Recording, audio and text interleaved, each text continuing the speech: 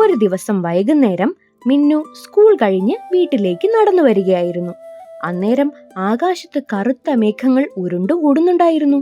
എപ്പോൾ വേണമെങ്കിലും കനത്ത ഒരു മഴ പെയ്യാമെന്ന അവസ്ഥ. മിന്നു വീട്ടിലെത്താൻ വേണ്ടി അല്പം വേഗത്തിൽ നടന്നു. പെട്ടെന്നാണ് വഴിയരികിലെ ബസ് സ്റ്റോപ്പിന് സമീപം ഒരു പ്രായമായ അമ്മുമ്മ നിൽക്കുന്നത് അവൾ കണ്ടത്. ആ മുത്തശ്ശിയുടെ കയ്യിൽ ഒരു വലിയ ബാഗും ഒരു കുടയും ഉണ്ടായിരുന്നു. മിന്നു പതിയെ ആ മുത്തശ്ശിയുടെ അടുത്തേക്ക് ചെന്നു. മുത്തശ്ശി, എന്ത് പറ്റി? ഇവിടെ ആരെങ്കിലും കാത്തു നിൽക്കുകയാണോ? മിന്നു സ്നേഹത്തോടെ ചോദിച്ചു.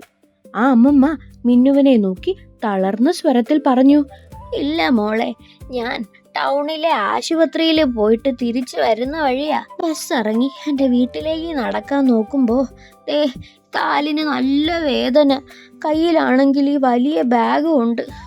ആകാശമൊക്കെ അങ്ങ് ഇരുണ്ട് വരുന്നു, എനിക്ക് പേടിയാവുന്നു മക്കളെ.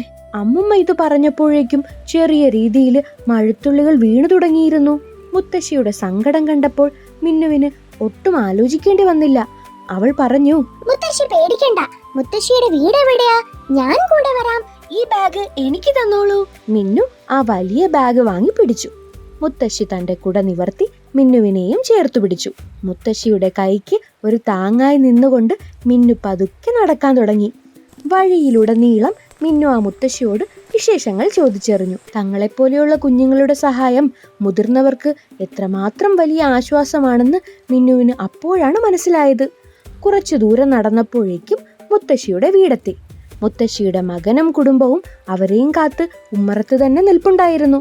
വഴിയിൽ വെച്ച് മുത്തശ്ശിയെ സഹായിച്ച മിന്നുവിനെ കണ്ടപ്പോൾ അവർക്ക് വലിയ സന്തോഷമായി. വളരെ നന്ദി മോളെ. ഈ മഴയത്ത് അമ്മയെ സുരക്ഷിതമായി വീട്ടിലെത്തിക്കാൻ നീ കാണിച്ച മനസ്സ് വലിയ കാര്യമാണ്. മുത്തശ്ശി മിന്നുവിന്റെ തലയിൽ കൈവച്ച് അനുഗ്രഹിച്ചു. എന്റെ മോൾക്ക് ഒത്തിരി നന്മകൾ വരട്ടെ. മുത്തശ്ശിയോട് യാത്ര പറഞ്ഞ മിന്നു സന്തോഷത്തോടെ വീട്ടിലേക്ക് മടങ്ങി. അപ്പോൾ ഈ കഥയുടെ ഗുണപാഠം എന്തെന്ന് മനസ്സിലായോ?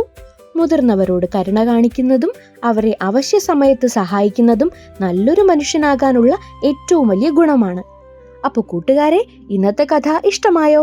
അടുത്തയാഴ്ച മറ്റൊരു കഥയുമായി വീണ്ടും കാണാം. കൊച്ചു പൂച്ചയെ രക്ഷിച്ച മിന്നു. ഒരു ദിവസം വൈകുന്നേരം മിന്നു സ്കൂള് കഴിഞ്ഞ് വീട്ടിലേക്ക് നടന്നു വരുമ്പോ വഴിയരികിൽ നിന്നൊരു പൂച്ചക്കുഞ്ഞിന്റെ ശബ്ദം കേട്ടു. അപ്പുകുതിര പറക്കോ? പണ്ട് ഒരു സുന്ദരമായ വനത്തില് കാറ്റുപോലെ വേഗത്തിൽ ഓടാൻ കഴിയുന്ന ഒരു ചെറിയ കുതിരക്കുട്ടി ഉണ്ടായിരുന്നു. അവന്റെ പേര് അപ്പു എന്നായിരുന്നു. കൂട്ടുകാരെ, ഇഷ്ടായോ?